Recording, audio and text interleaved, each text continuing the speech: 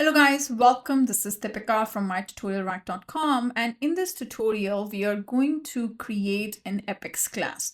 Now what is going to be the purpose for this Apex class? The Apex class is basically going to update the priority score field that is available on the opportunity object that we just created it.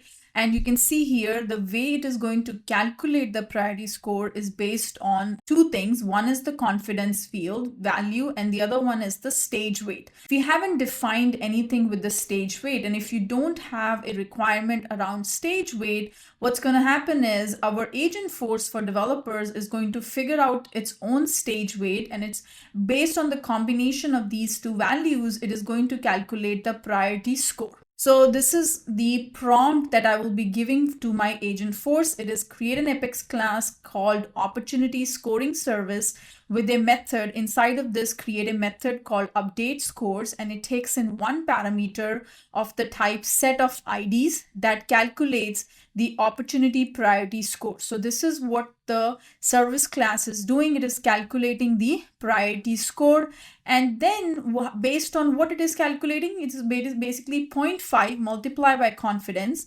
plus 0.3 multiplied by stage weight. That is how it's going to calculate the priority score, and then use SOQL to fetch the data efficiently. So this is the prompt I'm going to use. So I have copied this prompt in my command file. This is the cursor command text file, and I'll go over to the Agentforce for developers inside of Visual Studio Code, and here I'm going to go ahead and enter this prompt. And you can see here under classes, I currently don't have any Apex class created.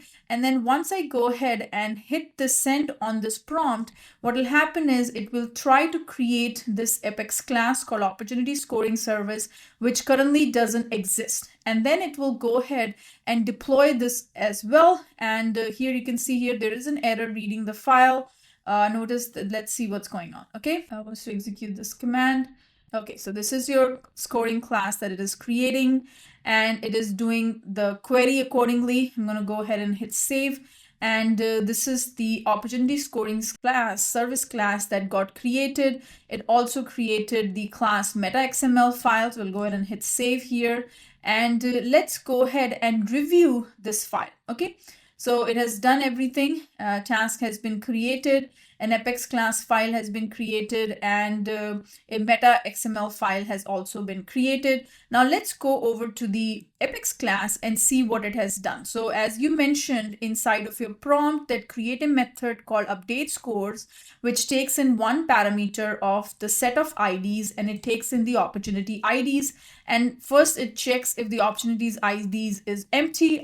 If it is empty, it is just going to return it. If it's not empty, now you can see here, it has automatically created a map of different stages of string to the decimal point. Okay, so prospecting has a decimal value of 1, qualification stage has a value of 2, needs analysis is 3. So it basically, if you haven't provided the map, the stage weights, it automatically try to calculate the stage weights. Okay, so this is the based on each stage, it has calculated the stage weights, and then it is doing a query, and it is calculating, it is doing the query, and it is only fetching the fields you need. There are other fields that are available on the opportunity, and it's not retrieving those. It's retrieving the ID of the opportunity, which is important, confidence field value, the stage name, the priority score from opportunity where ID is the set of IDs. Okay, then what it is doing is it is going over each of those opportunities one by one,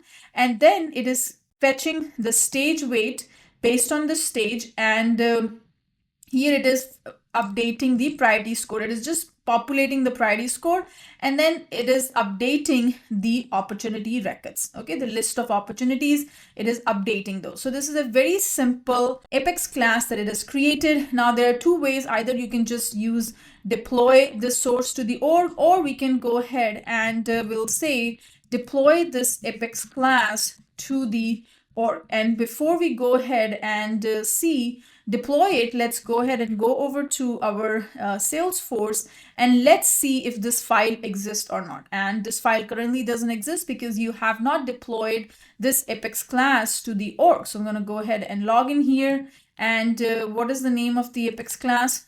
This is your Apex class opportunity scoring service. And I'm going to go here and we will go to the developer console. So I'm going to go here, go to the developer console, and under the developer console, I will look for open resource, and you can see here this particular Apex class doesn't exist at the moment. So what we're going to do is we're going to go back here and we will say deploy this Apex class to the default org. And if you want to provide the name of the org, you can say that Agentforce for Dev 1. This is your org name. I'm going to go ahead and deploy it, and let's see what it does.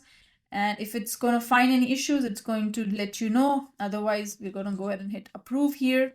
Okay, so you can say here the task has successfully been completed. If I go back here and let's refresh it, I'm going to go ahead and refresh my console, and then we will go to file, open resource, and paste that same opportunity. And now this class is been deployed to the org.